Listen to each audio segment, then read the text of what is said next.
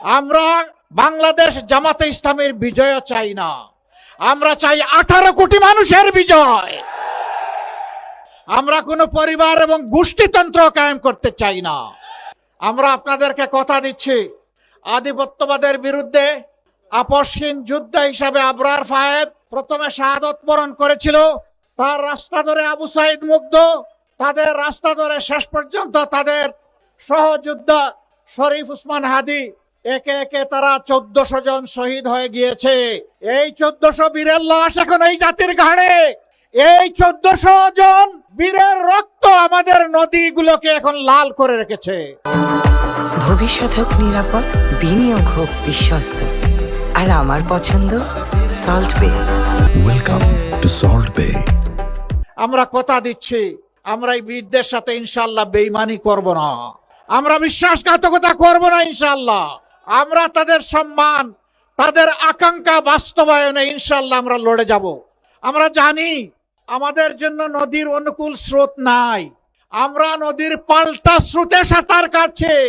আমরা দমে যাব না ইনশাআল্লাহ। আমরা মঞ্জিলে পৌঁছবো এই জাতিকে নিয়ে, মুক্তির মঞ্জিলে।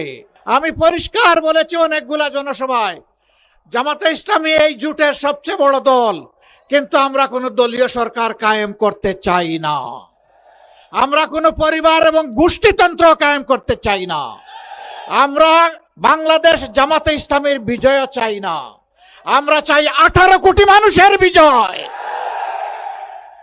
তিস্তা পার থেকে এই বিজয়ের আওয়াজ শুরু হয়েছে সারা বাংলায়।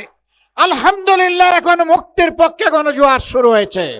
এবারকার এই গণজোয়ার মানে 24-এর সেই আন্দোলনের তেজ। ওই আন্দোলনকে আমরা বুকে নিয়ে সামনে এগিয়ে যাব ইনশাআল্লাহ।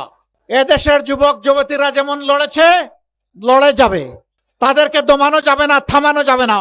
এরপরে আমরা দেখেছি কামানের সামনে দাঁড়িয়ে আমাদের কলিজার টুকরা আরেক মেয়ে বলেছিল, পিছনে পুলিশ, সামনে কি বলেছিল? সামনে স্বাধীনতা। স্বাধীনতাকে বেছে নিয়েছি, প্রয়োজনে জীবন দেব। এরাই আমাদেরকে শক্তি জুগিয়েছিল। মা কুলের সন্তানরা রাস্তায় এসে বলেছিলেন, আমার এই 10 মাসের সন্তান নিয়ে এখানে হাজির হওয়ার মানে হচ্ছে আজকে সারা বাংলাদেশের রাস্তায় যে কোটি কোটি যুবক যুবতী নেমেছে, তাদেরকে বলা যে সন্তান আমাদের একটা নয়, তোমরা সবগুলো আমার সন্তান।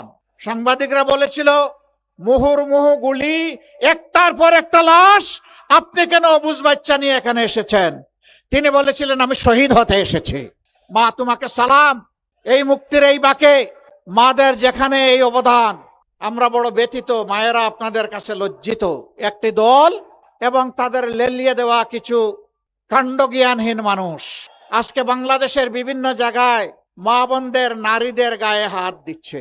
তারা হুমকি দিচ্ছে কাপড় খুলে নিবে। তারা বলছে নেকাব এবং হিজাব পরে আসলে খুলে ফেলো।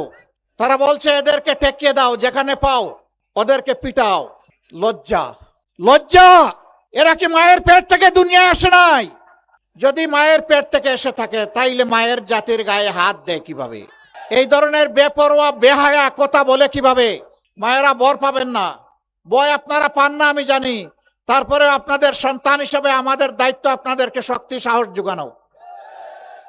আপনারা লড়ে যাবেন, চোখে চোখ রেখে কথা বলবেন। এটি আমার বাংলাদেশ। এই বাংলাদেশে আর কোনো জমিদার মেনে নেব না।